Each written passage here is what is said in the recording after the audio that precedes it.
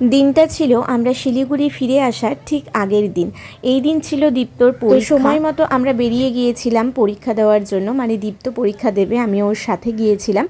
তো সকাল সকাল আমরা যেহেতু কিছু খেয়ে বেরোইনি, সেই জন্য আমি একটু চা খেয়েছিলাম। দীপ্ত তো খাবে না, কারণ ওর মাঠ না হওয়া পর্যন্ত ও সেভাবে ভারী কিছু খেতে চাইছিল না, সেই কারণেই।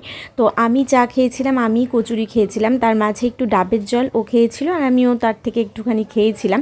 তো পরীক্ষা দেওয়ার সময় আমি এই জায়গাটাতেই বসেছিলাম। এরই মধ্যে দীপ্ত পরীক্ষা দিয়ে বেরিয়েও এসেছে। আর এখানে দেখো মহাদেবের লিঙ্গ মূর্তিও রয়েছে। তো এই বটগাছের ছায়ার নিচেই আমি বসেছিলাম, ওয়েট করছিলাম। এদিকে দীপ্ত পরীক্ষা দিয়ে আসার পর ওর খুব খিদে পেয়েছিল, সেই জন্য ও কলা খাচ্ছিল ওখানে।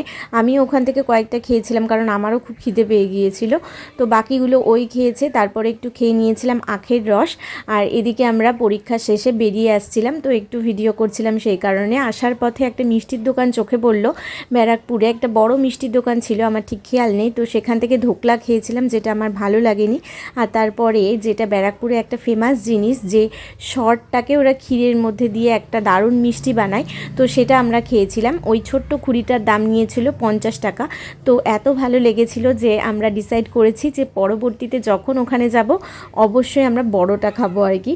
তো পরের দিন আবার ছিল আমাদের বেরিয়ে আসা, সেই জন্য রাতের বেলা আর সেরকম ভিডিও করিও নি। গিয়ে সমস্তটা গোছানোর ছিল, খাওয়া দাওয়া ছিল, তো সেগুলো করে শুতে শুতে বেশ লেটও হয়েছিল। পরের দিন আমরা তাড়াতাড়ি করে সকাল সকাল বেরিয়ে গিয়েছিলাম। দেখতেই পেলে অন্ধকার থাকতে থাকতে আমরা বেরিয়েছিলাম। প্রতিবার এই জার্নি করে আমাদের অবস্থা তো পুরো কাহিল হয়ে যায়। অন্যবার আসার সময় বাড়ি থেকে আমরা খাবার দাবার নিয়ে আসি, কিন্তু এবার অনেক ভোর ভোর বেরোতে হয়েছিল। তোমরা দেখতেই পেলে যে তখন পুরো অন্ধকার ছিল, সেই জন্য আর সেভাবে কিছু নিয়ে আসতে পারিনি।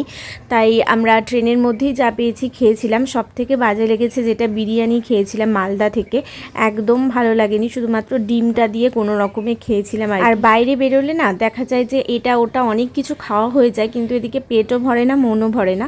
তো আমাদের সাথে এরকমই হয় সব সময়, যদি আমরা খাওয়ার দাওয়ার বাড়ি থেকে না নিয়ে যাই। সেই জন্য আমরা যেখানেই যাই না কেন একটু ভাত বা খাওয়ার নিয়ে যাওয়ার চেষ্টা করি। তো যাই হোক, এইবার আমরা চলে এসেছি শিলিগুড়িতে। তো চলো আবার কাজে ফেরা, আর আবার সেই একই রুটিনে ফিরতে হবে আমাদের দুজনকেই।